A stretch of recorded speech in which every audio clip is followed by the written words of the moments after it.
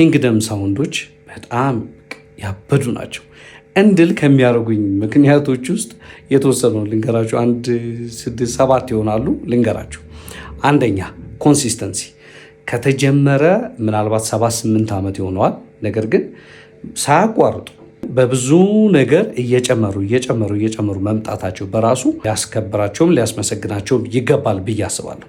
ሁለተኛ ቸርች ላይ የፈጠሩት የወርሺፕ የአዘማመር ለውጥ ምናልባት ለእኔ ከሊሊ ቀጥሎ የቸርች አዘማመር ላይ ለውጥ ተጽዕኖ ፈጥረዋል ብዬ ከማስባቸው ውስጥ በዋነኛነት ኪንግደም ሳውንድ ናቸው ብዬ አስባለሁ።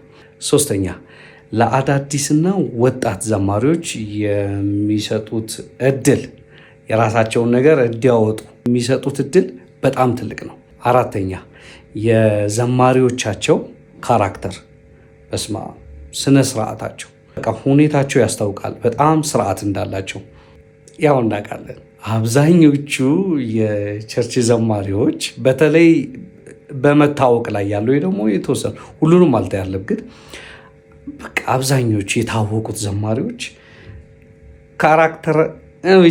ካራክተር ላይ ያበዱ እንደሆኑ እናውቃለን ሁላችንም። ሰው እዚህ ላይ በጣም በቃ ስነስርዓታቸው፣ ጨዋነታቸው ሲዘምሩ ያላቸው ሁኔታ እዛ የኪንግደም ላይ ያሉ የተወሰኑ ዘማሪዎችንም በግል ስለማቅ ማለት ነው ያላቸውን ፐርሰናሊቲ፣ ባህሪያቸውን፣ ጸባያቸውን፣ ስነስርዓታቸውን በደንብ ስለማቅ።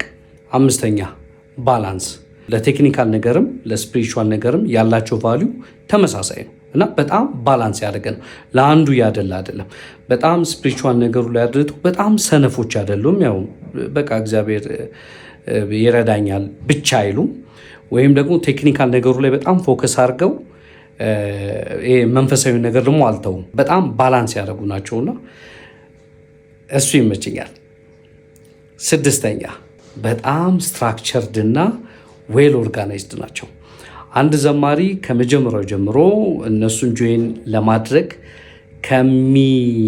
ከሚጀምርበት ፕሮሰስ ጀምሮ እስከ መጨረሻው ድረስ ያለው ሂደት በጣም ፕሮፌሽናል ነው። ማን ምን እንደሚሰራ መሪዎቹ ተከፋፍለው የስራ የራሳቸው ኃላፊነት አላቸው። በደንብ ኦርጋናይዝድ የሆነ በደንብ ስትራክቸርድ የሆነ በጣም ፕሮፌሽናል የሆነ ደግሞ ኮርፖሬት ወርልድ ላይ ያለ አሰራር ያላቸው እሱ በጣም ይመቸኛል። ሰባተኛውና የመጨረሻው የእግዚአብሔር መገኘት የምታያቸው ቪዲዮዎቻቸው ላይ ሁሉም ላይ በቃ የሆነ ነገር ይሰማቸዋል። ቴክኒካል ነገር ብቻ እንዳልሆኑ፣ ሃርመኒ ብቻ እንዳልሆኑ፣ ሙዚቃ ብቻ እንዳልሆኑ፣ ዝም ብሎ ግጥምና ዜማ ብቻ እንዳልሆኑ ያስታውቃል። ሌላ መንፈሳዊ ነገር እንደተጨመረበት ደግሞ የእግዚአብሔር መገኘት እንዳለበት በደንብ ነው የሚያስታውቀው።